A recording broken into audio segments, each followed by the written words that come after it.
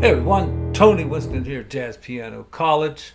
We're going to go over those rootless voicings some more. Yeah, what else? But they're so useful, not just for comping with your left hand, but you can play chords with your right hand and play a bass line with your left hand. And they're also just useful in supporting the melody and even just using the notes from the rootless voicing in your improvisation. Because like I've said before, the rootless voicings give you all the cool notes. All right, now I'm going to go through this tune. I'm not going to be playing the melody anymore. I'm just going to be doing the chords. You know, you have to imagine maybe somebody's singing or maybe a sax player is playing the melody. And I'm going to show you a lot of ways that you can use these rootless voicings for accompanying, comping, as they say. So we start off. All right, now we're on A minor here. The melody is the 6th, so you can play a minor 7th or a minor 9th like this. But this is kind of the spot of the song where you can go nuts, the A minor and the C minor. So you can do all kinds of stuff.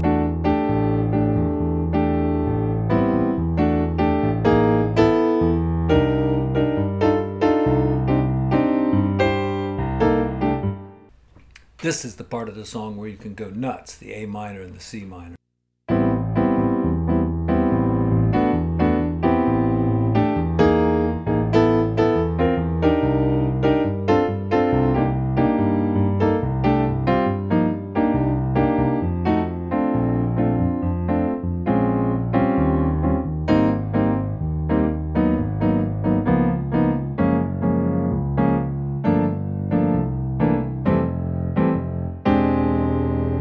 Okay, so we're going to skip over the A minor and C minor section for now. But before I do, let me explain what I did. I don't know. I was just messing around, you know, doing some diatonic chords there. And then I just did some, like, some fourths. I did, like, some scaling on the scale with fourths. I should mention that I'm going to be doing a little bit with the Hal Crook books. Hal Crook, famous trombone player and piano player and good improviser, and wrote some very important books that really kind of get into that outside stuff there, and I think you'll enjoy hearing some of that. Okay, let's get on to the next part of the song where it starts doing 2-5-1s. Yes, 2-5-1s. So we're on the C minor 9th, and I'm going to show you like 5 different ways you can get through this. All right, so here's the first one. So we're going C minor to F, right, dominant, and then B flat major.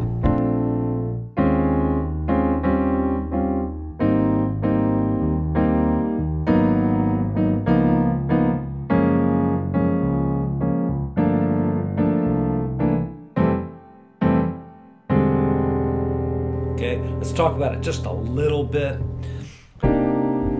This is shape 2. Shape 1 is like this. The inversion of it is shape 2, and it just, you know, it fits perfectly after like a C minor 9th like this. Then just change this to a minor 9th. You only change one note, right? Just go from one note down.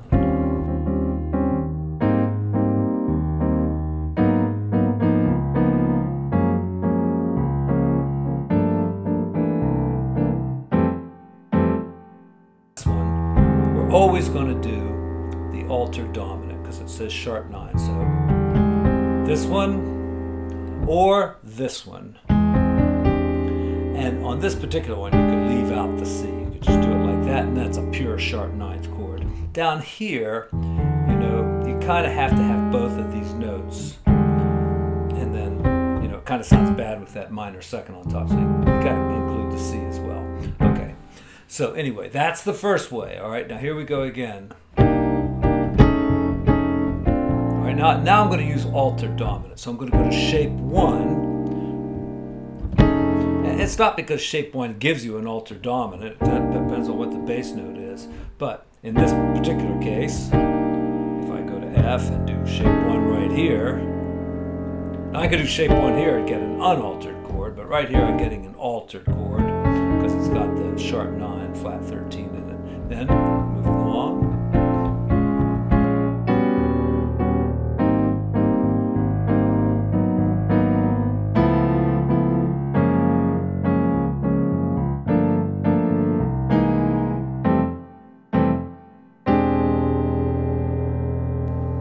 So that was the altered dominant. Now, I'm going to do the same thing again, but I'm going to move my minor ninth chord up here. And this time, I'll do shape 1 again, and I'll get unaltered dominants.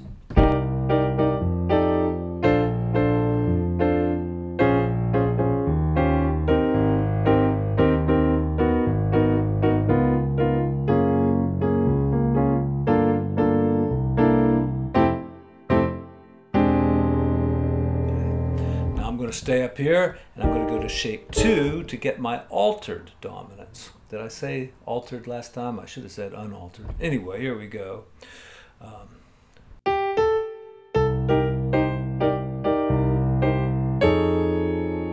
The melody is there. So this is not going to work when you're trying to support the melody. But if you're soloing, you know, anything goes, right? Right, because you could be soloing like this.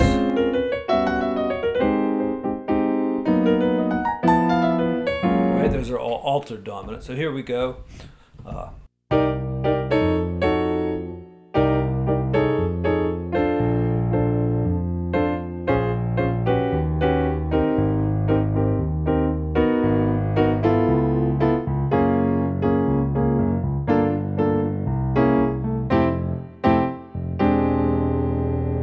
Okay, now we're going to use a little bit of shape 3.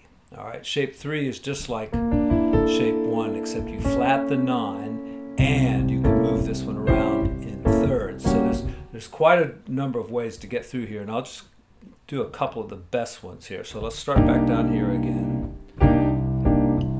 Now, the inversion of shape 3. All right.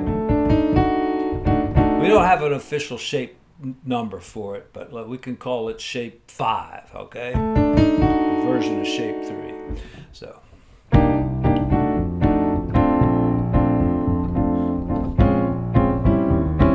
And you know, it's just like a diminished chord. You could just go to the diminished chord there too.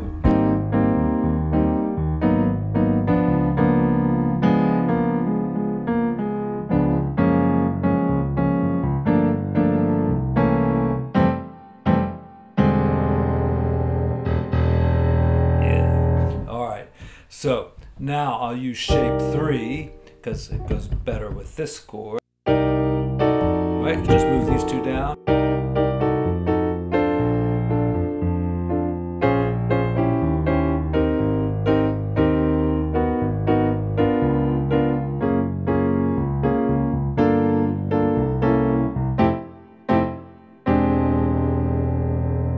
Now I'm going to jump around a little bit. What am I going to do? Alright, so instead of just going there, I went down. Now this is just like an inversion down here. And then got that obnoxious note up on top there, but it sounds pretty cool. Right from there to there, and that makes it sound good because it's a half step.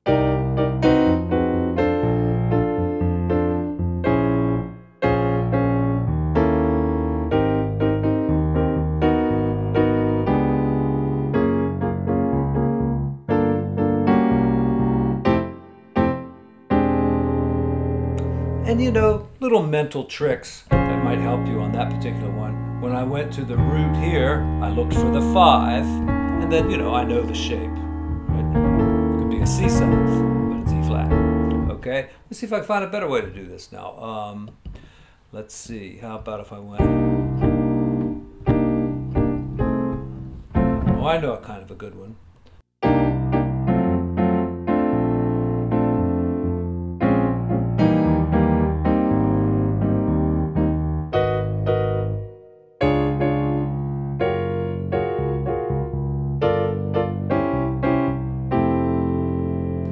All right, so that one.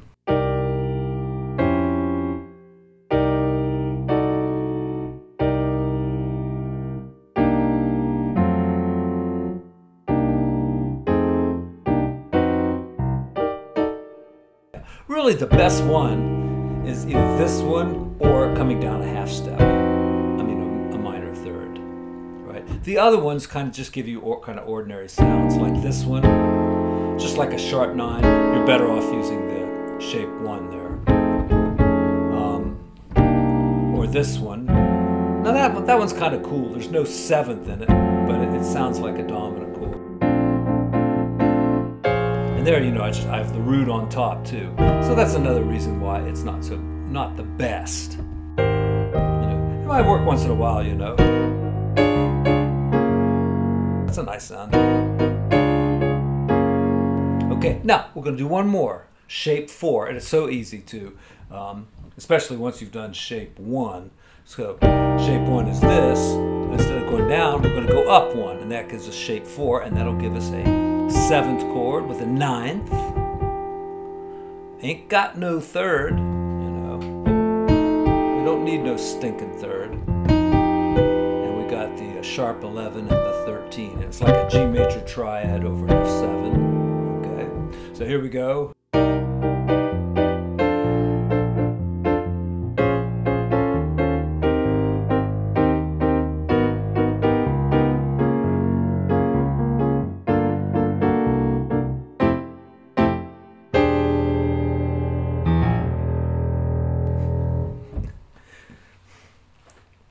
We don't need no stinking 3rd. Well, thank you very much, folks, for tuning in. As you see, I don't have any book to hold up that I'm trying to sell, and I don't have anything on my website that I'm trying to sell, and I'm not trying to really sell anything except for the fact donation through PayPal. And but just the most important thing is to hit that subscribe button, give me a like, and that's what keeps me coming back. So I'll see you again soon, folks.